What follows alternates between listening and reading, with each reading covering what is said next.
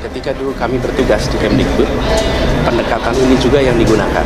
Pada waktu itu diselenggarakan yang namanya Pesta Pendidikan. Nah, sekarang menjadi Belajar Raya. Dimulai 2016.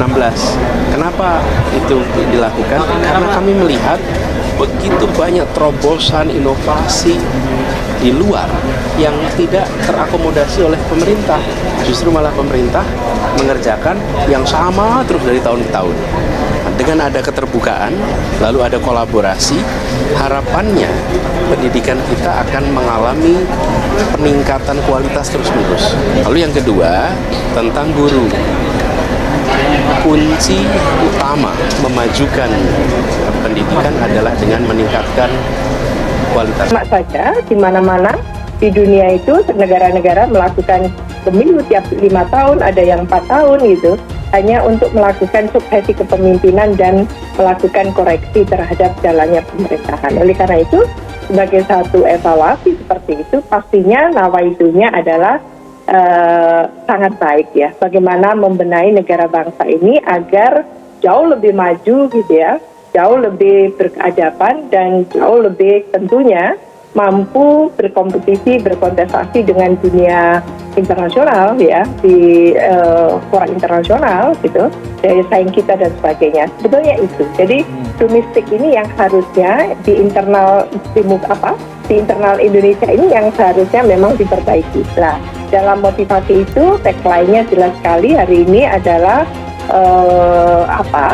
kalau tidak salah Mas Anies akan menyampaikan dengan konsepsi besar, yaitu meluruskan jalan dan menghadirkan keadilan. Nah, ini jadi ada dua kosakata atau kata kunci yang sangat penting, yaitu meluruskan. Oke. Kemudian kita datang ke situ ngobrol, dan apa yang terjadi? Guru yang apa adanya, guru yang rileks, guru yang setara, itu yang membuat kami ingat.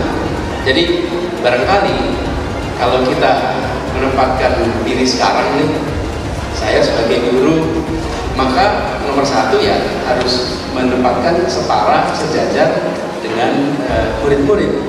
Nah, itu juga yang saya pernah ngalamin guru, jadi guru ngajarnya informal, jadi bukan ngajar kelas, ngajar kursus dan bukan murid biasa, tapi karyawan.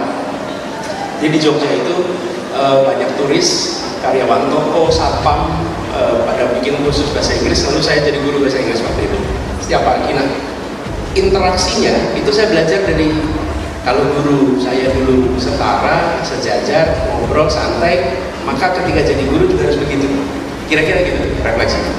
Dan banyak dari pandangan-pandangan itu yang optimis. Saya rasa kita share optimis itu. Kita setuju dan kita ingin optimisme itu menjadi kenyataan. Bahkan kita ingin lebih baik lagi daripada yang mereka prediksikan. Nah, kami melihat untuk kita bisa terus ke depan dengan baik, itu harus ada sebuah proses pertumbuhan, bukan hanya pertumbuhan ekonomi, tapi pengembangan terus-menerus, pembangunan terus-menerus. Yang kalau kemarin saya sampaikan, kita sebagai bangsa itu mendapatkan kesempatan tiap 5 tahun sekali mereview rencana ke depan. Bagaimana kita 5 tahun ke depan. Begitu juga 5 tahun berikutnya, dan seluruh rakyat menentukan.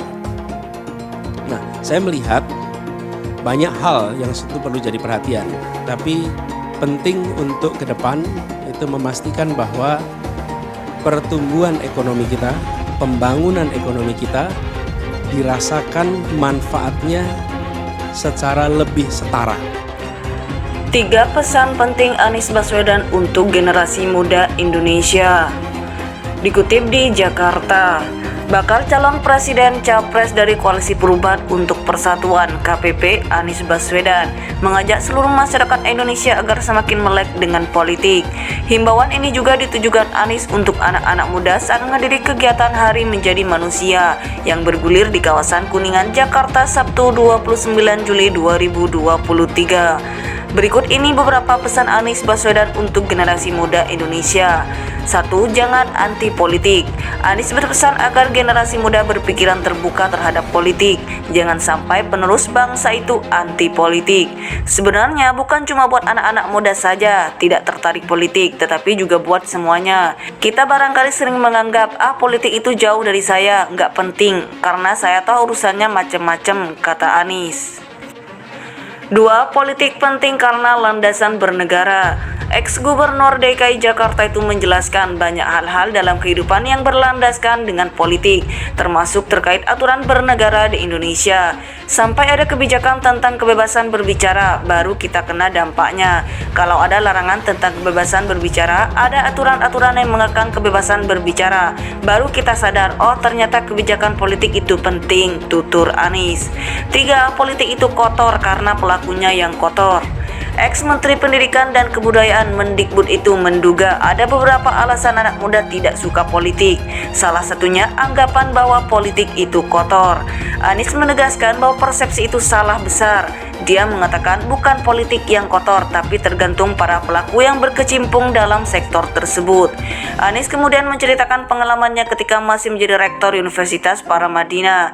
Saat itu dia menanyakan kepada mahasiswanya sektor apa yang akan digeluti usai menyelesaikan pendidikan nanti.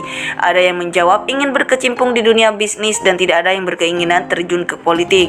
Alasannya karena politik itu kotor. Terus saya tanya balik, kalau bisnis bersih ya, dan saya jelaskan ke mereka bahwa bersih dan kotor itu bukan sektor. Bersih dan kotor itu adalah cara menjalani di setiap sektor. Itu yang harus kita pegang sama-sama, beber Anies.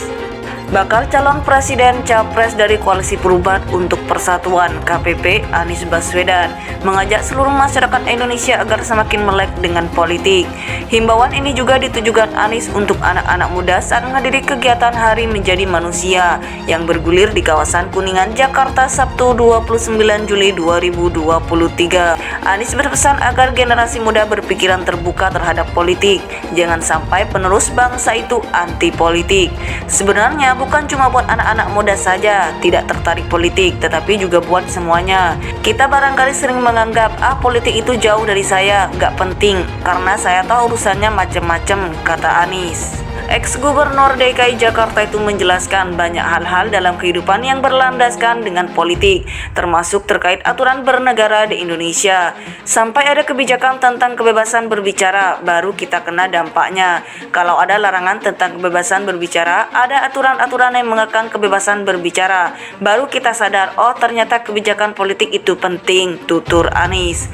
3. Politik itu kotor karena pelakunya yang kotor. Ex-Menteri Pendidikan dan Kebudayaan Mendikbud itu menduga ada beberapa alasan anak muda tidak suka politik. Salah satunya anggapan bahwa politik itu kotor.